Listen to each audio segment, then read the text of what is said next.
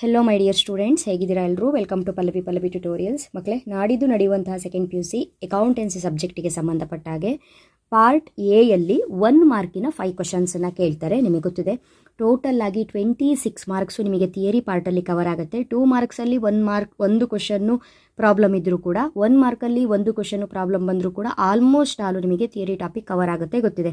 ಹಾಗಾಗಿ ಥಿಯರಿ ಕಾನ್ಸೆಪ್ಟ್ಗಳನ್ನ ನೀವು ನೆಗ್ಲೆಕ್ಟ್ ಮಾಡೋ ಹಾಗೆ ಇಲ್ಲ.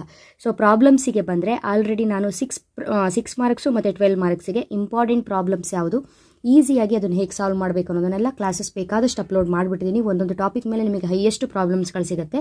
ಪ್ರಾಬ್ಲಮ್ಸ್ಗಳನ್ನ ವಾಚ್ ಮಾಡಿ. ಬಟ್ ನಿಮಗಿಲ್ಲಿ ಥಿಯರಿ ಪಾರ್ಟ್ ಅಂತ ಬಂದಾಗ MCQ ಆಗಿರ್ಬೋದು, fill in the blanks, matter following, 1 word, ಇದೆಲ್ಲ ತುಂಬಾ ಇಂಪಾರ್ಟೆಂಟು.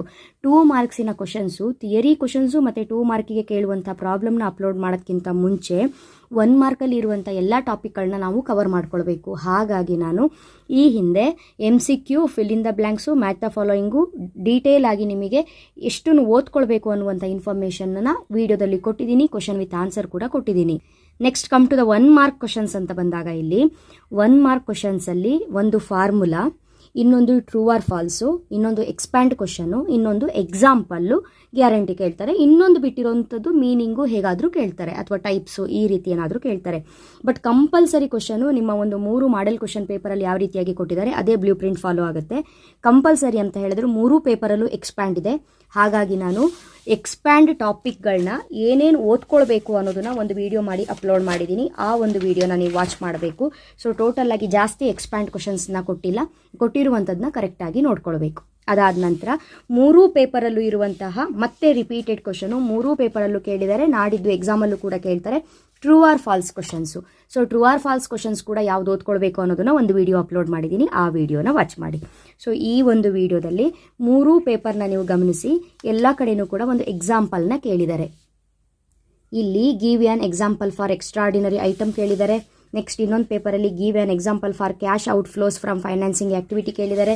ಅದೇ ರೀತಿ ಇನ್ನೊಂದು ಪೇಪರಲ್ಲಿ give an example for non current asset ಕೇಳಿದ್ದಾರೆ. ಇಲ್ಲಿ ಮಾತ್ರ ಒಂದು ಚಾಪ್ಟರ್ ಚೇಂಜ್ ಆಗಿದೆ, ಬಟ್ ಇದೆರಡು ಪೇಪರಲ್ಲಿ ಒಂದೇ ಚಾಪ್ಟರ್ ಇದೆ. ಅಂದರೆ ನೀವು ಚಾಪ್ಟರ್ ನಂಬರ್ 3 ಮತ್ತು ಚಾಪ್ಟರ್ ನಂಬರ್ 6, ಓಕೆನಾ? ಇಲ್ಲಿ ನಾನ್ ಕರೆಂಟ್ ಅಸೆಟ್ ಇಲ್ಲಿ ಕೇಳಿ chapter number 3, then chapter number 6 ಅಲ್ಲಿ ಎಕ್ಸಾಂಪಲ್ ಕಾನ್ಸೆಪ್ಟ್ ಏನೇನಿದೆ ಅಷ್ಟನ್ನು ನೋಡಿಕೊಂಡ್ರೆ 1 ಮಾರ್ಕ್ ಗ್ಯಾರಂಟಿ ಬರುತ್ತೆ. ಸೊ ಹೇಳ್ತಾ ಹೋಗ್ತೀನಿ ನಾನು ಯಾವ್ಯಾವ ಎಕ್ಸಾಂಪಲ್ಸ್ನ ನೋಡ್ಕೊಳ್ಬೇಕಂತ, ಒಂದ್ಸಲ ನೋಡ್ಕೊಳ್ಳಿ. ಇದಾದ ನಂತರ ಅಲ್ಲಿಗೆ ನಮಗೆ ನೀವಿವಾಗ ಫಸ್ಟ್ ಕಲ್ತಿರೋದು ಎಕ್ಸ್ಪ್ಯಾಂಡು, ಅಲ್ಲಿಗೆ 5 ಮಾರ್ಕ್ಸಿಗೆ 1 ಮಾರ್ಕು ಎಕ್ಸ್ಪ್ಯಾಂಡಿಗೆ ಬರುತ್ತೆ. ನೆಕ್ಸ್ಟು ಇನ್ನು 1 ಮಾರ್ಕು ಟ್ರೂ ಆರ್ ಫಾಲ್ಸು, ಅಲ್ಲಿ 1 ಮಾರ್ಕ್ ಬರುತ್ತೆ. ನೆಕ್ಸ್ಟು ಎಕ್ಸಾಂಪಲ್ ಕರೆಕ್ಟಾಗಿ ಕಲ್ತ್ಕೊಂಡ್ರೆ ಅಲ್ಲಿ 1 ಮಾರ್ಕ್ ಬರುತ್ತೆ. ಟೋಟಲ್ ಆಗಿ 3 ಮಾರ್ಕ್ಸು ಕವರ್ ಆಯಿತು. ಅದು ಬಿಟ್ಟು ರಿಮೈನಿಂಗ್ 1 ಮಾರ್ಕ್ ಕ್ವಶನ್ಸ್ ಯಾವುದು ಅನ್ನೋದನ್ನ ಆಲ್ರೆಡಿ ವಿಡಿಯೋ ಅಪ್ಲೋಡ್ ಮಾಡಿಬಿಟ್ಟಿದ್ದೀನಿ ನಾನು. ಅರ್ಥ ಆಗ್ತಿದೆಯಾ ನಿಮಗೆ?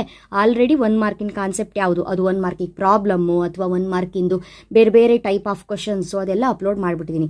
ಸೊ ಇದು last video 1 mark related. Next ವಿಡಿಯೋದಲ್ಲಿ ನಿಮಗೆ 2 marks related important theory topic ಅಥವಾ ಜರ್ನಲ್ ಎಂಟ್ರೀಸೋ ಅಥವಾ ಪ್ರಾಬ್ಲಮ್ಸೋ ಅದೇನು ಬರುತ್ತೆ ಅನ್ನೋದನ್ನ ಅಪ್ಲೋಡ್ ಮಾಡ್ತೀನಿ, ಓಕೆನಾ? ಫಸ್ಟು ಕ್ವಶನ್ ಪೇಪರಲ್ಲಿರುವ ಕ್ವಶನ್ನೇ ನೋಡ್ಕೊಂಡು ಹೋಗೋಣ. Give an example for non current asset ಅಂತ ಇದೆ. ಕರೆಂಟ್ ಅಸೆಟ್ಟು, ನಾನ್ ಕರೆಂಟ್ ಅಸೆಟ್ಟು, ಅಥವಾ ಕರೆಂಟ್ ಅಸೆಟ್ಟು, ನಾನ್ ಕರೆಂಟ್ ಅಸೆಟ್ಟನ್ನ ಏನಂತ ಕರಿತೀವಿ? ಫಿಕ್ಸ್ಡ್ ಅಸೆಟ್ ಅಂತ ಕರಿತೀವಿ. ಹಾಗಾಗಿ ಕರೆಂಟ್ ಅಸೆಟ್ಟು, ನಾನ್ ಕರೆಂಟ್ ಅಸೆಟ್ಟಿಗೆ ಏನೇನು ಎಕ್ಸಾಂಪಲ್ಸು ಕರೆಕ್ಟಾಗಿ ನೋಡ್ಕೊಳ್ಳಿ. ಇದೇ ಮೋಸ್ಟ್ ಇಂಪಾರ್ಟೆಂಟು. ಬಟ್ ಇದು ಒಂದೇ ಕೇಳೋದಲ್ಲ, ಬೇರೆ ಬೇರೆ ರೀತಿ ಕ್ವಶನ್ಸನ್ನ ರೈಸ್ ಮಾಡ್ಬೋದು ಈ ಚಾಪ್ಟರಲ್ಲೂ ಕೂಡ. ಯಾವುದ್ಯಾವುದು ಅಂತ ಹೇಳ್ತಾ ಹೋಗ್ತೀನಿ. ಕರೆಂಟ್ ಅಸೆಟ್ಟಿಗೆ cash in hand, cash at bank, debtors, bills receivable, prepaid expenses ಯಾವ್ದು ಬೇಕಾದ್ರೂ ಬರಿಬೋದು. Cash in hand, cash at bank ನೆನ್ಪಿಟ್ಕೊಳ್ಳಿ. ನಾನ್ ಕರೆಂಟ್ ಅಸೆಟ್ ಅಂತ ಹೇಳಿದ್ರು ಫಿಕ್ಸ್ಡ್ ಅಸೆಟ್ ಅವ್ರು ಕೇಳಿರೋದು. ಬಿಲ್ಡಿಂಗು, ಪ್ಲಾಂಟು, ಮಷಿನರಿ, ಫರ್ನಿಚರ್ ಯಾವುದಾದ್ರು ಒಂದೆರಡು ನೆನ್ಪಿಟ್ಕೊಳ್ಳಿ, ಓಕೆನಾ? ನಾನ್ ಕರೆಂಟ್ ಅಸೆಟ್ ಅಂತ ಮತ್ತೆ ಎಕ್ಸಾಂಪಲ್ ಕನ್ಫ್ಯೂಸ್ ಆಗಬೇಡಿ. ನಾನ್ ಕರೆಂಟ್ ಅಸೆಟ್ ಅಂದರೆ fixed asset, current asset fixed asset. Next ಇನ್ನೊಂದು ಪೇಪರಲ್ಲಿ give an example for extraordinary item ಅಂತ ಕೊಟ್ಟಿದ್ದಾರೆ. ಎಕ್ಸ್ಟ್ರಾರ್ಡಿನರಿ ಐಟಮ್ ಅಂತ ಹೇಳಿದ್ರೆ ಲಾಸ್ಟ್ ಡ್ಯೂ ಟು ಥೆಫ್ಟ್ ಅಂತ ಬರೀರಿ, ಸಾಕಾಗುತ್ತೆ. ಒಂದು ಪಾಯಿಂಟ್ ನೆನ್ಪಿಟ್ಕೊಳ್ಳಿ. ನೆಕ್ಸ್ಟ್ ಇನ್ನೊಂದು ಪೇಪರಲ್ಲಿ give an example for cash out flows from financing activity ಅಂತಿದೆ. ನೀವಿಲ್ಲಿ cash inflow, cash out flow ನೋಡಿ ಹೆಂಗೆ ಕಾನ್ಸೆಪ್ಟ್ ನೋಡ್ಕೋಬೇಕು ಅಂದರೆ, ಕ್ಯಾಶ್ ಇನ್ಫ್ಲೋನು ನೋಡ್ಕೋಬೇಕು, ಕ್ಯಾಶ್ ಔಟ್ ಫ್ಲೋ ನೋಡ್ಕೋಬೇಕು.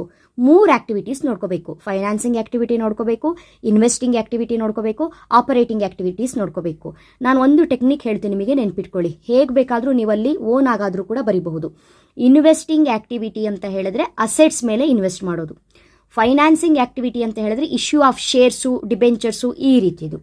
ಆಪರೇಟಿಂಗ್ ಆಕ್ಟಿವಿಟಿ ಅಂತ ಹೇಳಿದ್ರೆ day to day activity, salary ಕೊಡೋದು, ರೆಂಟ್ ಕೊಡೋದು, ಈ ರೀತಿಯಾಗಿರೋದು. ಇದನ್ನು ನೀವು ನೆನ್ಪಿಟ್ಕೊಂಡಿದ್ದೆ ಆದರೆ ಈಸಿಯಾಗಿ ಎಕ್ಸಾಂಪಲ್ಸ್ನ ಕೊಡ್ಬೋದು. ಸೊ ನಾನಿವಾಗ ಲಿಸ್ಟ್ ಹೇಳ್ತಾ ಹೋಗ್ತೀನಿ, ಒಂದು ಕಡೆ ನೋಟ್ ಮಾಡಿ ಇಟ್ಕೊಳ್ಳಿ, ಓದ್ಕೊಳ್ತಾ ಹೋಗಿ. Next one, give an example for non current asset building. ಓಕೆನಾ. Next give an example for fixed asset ಅಂತ ಕೇಳಿದ್ದಾರೆ, ಎರಡೂ ಒಂದೇ. ಓಕೆ ಅಲ್ಲ. Give an example for non current asset, give an example for fixed asset, ಎರಡೂ ಕೂಡ ಒಂದೇ meaning ಕೊಡುತ್ತೆ. ಹಾಗಾಗಿ ಕನ್ಫ್ಯೂಸ್ ಮಾಡಬಾರ್ದಂತ ಒಂದೇ ಕಡೆ ಇದೆ ಕ್ವಶನ್, ಕರೆಕ್ಟಾಗಿ ನೋಡ್ಕೊಳ್ಳಿ. Give an example for tangible fixed asset. Tangible fixed asset ಅಂತ ಹೇಳಿದ್ರೆ ಕಣ್ಣಿಗೆ ಕಾಣುವ ಫಿಕ್ಸ್ಡ್ ಅಸೆಟ್ಟು ಯಾವುದು? Building. Give an example for intangible fixed asset, ಕಣ್ಣಿಗೆ ಕಾಣದೇ ಇರೋ ಫಿಕ್ಸ್ಡ್ ಅಸೆಟ್ ಯಾವುದು? Good will. ನೆಕ್ಸ್ಟು, ಅಥವಾ ನಿಮಗೆ ಡೈರೆಕ್ಟಾಗಿ give an example for intangible asset ಅಂತ ಕೇಳಿದ್ರು ಕೂಡ ಗುಡ್ ವಿಲ್ಲೇ ಬರೆಯೋದು. Next, give an example for current asset cash. Give an example for current liability bank over draft. Next one, give an example for short term provision for taxation. Give an example for non current liability debentures. Give an example for other income interest received. ಓಕೆನಾ. ಇದಿಷ್ಟು chapter 3 ಅಲ್ಲಿ ನೋಡ್ಕೊಂಡ್ರೆ ಸಾಕು. Next chapter 6 ಅಲ್ಲಿ give an example for cash inflows from. Cash inflow ಒಳಗೆ ಬರ್ತಾ ಇದೆ from operating activity, cash receipt from sale of good. Receipt ಅಂತ ಹೇಳಿದ್ರೆ ಒಳಗೆ ಬರ್ತಾ ಇದೆ, ಪೇಮೆಂಟ್ ಅಂದ್ರೆ ನಾವು ಕೊಡ್ತಾ ಇದೀವಿ. ಇಲ್ಲಿ cash payment cash receipt change ಮಾಡಿದ್ರು ಸಾಕು. Cash receipt from sale of goods ಅಂದ್ರೆ cash inflow, cash payment sale of goods ಅಂತ ಹೇಳಿದ್ರೆ ಕ್ಯಾಶ್ ಔಟ್ಫ್ಲೋ ಆಗುತ್ತೆ. ಅದನ್ನು ಕರೆಕ್ಟಾಗಿ ಅಬ್ಸರ್ವ್ ಮಾಡ್ಕೊಳ್ಬೇಕು. Give an example for cash outflow ಅಂತ ಇದೆ ನೋಡಿ, ಇಲ್ಲಿ ಪೇಮೆಂಟ್ ಅಂತ ಹಾಕಿದ್ದಾರೆ. ಪೇಮೆಂಟ್ ಇರುತ್ತೆ. ಇನ್ಫ್ಲೋ ಅಂದರೆ ರೆಸಿಪ್ಟು, ಔಟ್ಫ್ಲೋ ಅಂತ ಹೇಳಿದ್ರು payment.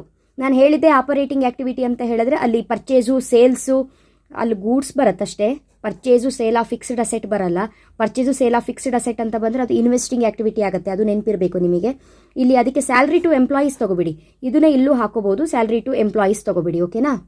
Next one, give an example for cash flow from operating activity, ಅಥವಾ ಡೈರೆಕ್ಟ್ ಆಗಿ give an example for operating activity ಅಂತ ಕೇಳಿದ್ರೆ ಆಪರೇಟಿಂಗ್ ಆಕ್ಟಿವಿಟಿಗೆ example cash receipts from sale of goods, same ಅದೇ ಬರುತ್ತೆ. Cash flow, cash inflow same, cash receipts from sale of goods. ಓಕೆನಾ. Next give an, ಅಲ್ಲಿ ನೀವೇನು ಮಾಡಬೇಕು ಅಂತ ಹೇಳಿದ್ರೆ ಡೈರೆಕ್ಟಾಗಿ ಇನ್ಫ್ಲೋನು ಕೇಳಲಿಲ್ಲ, ಫ್ಲೋನು ಕೇಳಲಿಲ್ಲ ಅಂದ್ಕೊಳ್ಳಿ. ಆವಾಗ ಆಪರೇಟಿಂಗ್ ಆಕ್ಟಿವಿಟಿಗೆ ಎಕ್ಸಾಂಪಲ್ ಯಾವುದು ಅಂತ ಹೇಳಿದ್ರೆ ಇನ್ಫ್ಲೋ ಏನು ಓದ್ಕೊಂಡಿರ್ತೀರಿ ಅದೇ ಬರೀರಿ. ಫೈನಾನ್ಸಿಂಗ್ ಆಕ್ಟಿವಿಟಿಗೆ ಏನಾದರೂ ಎಕ್ಸಾಂಪಲ್ ಏನು ಅಂತ ಕೇಳಿದ್ರೆ ಇನ್ಫ್ಲೋ ಏನು ಓದ್ಕೊಂಡಿರ್ತೀರಿ ಅದೇ ಬರೀರಿ. ಅಂದರೆ ಒಂದು ನೆನಪಿರುತ್ತೆ, ಅದೊಂದು ಆ ಒಂದು ವೇ ಅಂತ ಹೇಳ್ಕೊಂಡಷ್ಟೇ. Give an example for cash outflows from investing activity. Investing activity ಅಂತ ಹೇಳಿದ್ರೆ ಅಸೆಟ್ಸು, ಕ್ಯಾಶ್ ಪೇಮೆಂಟ್ ಔಟ್ಫ್ಲೋ ಅಲ್ಲ, ಔಟ್ಫ್ಲೋ ಅಂತ ಹೇಳಿದ್ರೆ ಪೇಮೆಂಟು, ಇನ್ಫ್ಲೋ ಅಂದರೆ ರೆಸಿಪ್ಟು ಹೇಳಿದ್ದೀನಿ. So cash payment made to purchase machinery. Next ನಿಮಗೆ ಇಲ್ಲಿ give an example for cash inflows from investing activity ಅಂತ ಹೇಳಿದ್ರೆ sale proceeds of machinery. Give an example for cash flow from investing activity ಅಂತ ಕೇಳಿದರೆ investing ಅಂತ ಹೇಳಿದ್ರೆ fixed asset ಅಂತ ಹೇಳಿದ್ದೀನಿ, cash payment to acquire fixed assets. Give an example for financing activity cash received from the issue of debentures. Financing activity ಅಂತ ಹೇಳಿದ್ರೆ shares debentures ಹೇಳಿದ್ದೆ. Give an example for cash inflows from financing activity. ಇಲ್ಲಿ example cash received from the issue of debentures, cash inflows cash received from the issue of debentures. ನಾನು ಹೇಳಿದೆ same ಇದೆ, inflows example same. Give an example for cash outflow from the financing activity ಅಂತ ಹೇಳಿದ್ರೆ dividend paid ತಗೊಳ್ಳಿ. ಓಕೆನಾ. Last 2 question. Give an example for cash inflows from financing activity ಅಂತ ಹೇಳಿದ್ರೆ cash proceeds from issuing shares. Give an example for cash outflow ಅಂತ ಹೇಳಿದ್ರೆ cash repayment of amounts borrowed. So confuse ಮಾಡ್ಕೊಳ್ಬಾರ್ದು. Inflows ಅಂದರೆ receive ಬರುತ್ತೆ ಅಥವಾ proceeds ಬಂದಿದೆಯಲ್ಲ, outflow ಅಂತ ಹೇಳಿದ್ರೆ ರೀಪೇಮೆಂಟ್, ಪೇಮೆಂಟ್ ಈ ರೀತಿ ಬರುತ್ತೆ. ಓಕೆನಾ. ಸೊ ಅದ್ರ ಬಗ್ಗೆ ಒಂದು ಸ್ವಲ್ಪ ಕಾನ್ಸಂಟ್ರೇಟ್ ಮಾಡಿ ಕರೆಕ್ಟಾಗಿ ನೋಡ್ಕೊಳ್ಳಿ. ಇದಿಷ್ಟು ಎಕ್ಸಾಂಪಲ್ಸಲ್ಲಿ ಒಂದು ಎಕ್ಸಾಂಪಲು ಎಕ್ಸಾಮಿಗೆ ಬರುವಂಥದ್ದು. ನೆಕ್ಸ್ಟ್ ವೀಡಿಯೋದಲ್ಲಿ ಮತ್ತೆ ಸಿಗ್ತೀನಿ. Thank you. All the best.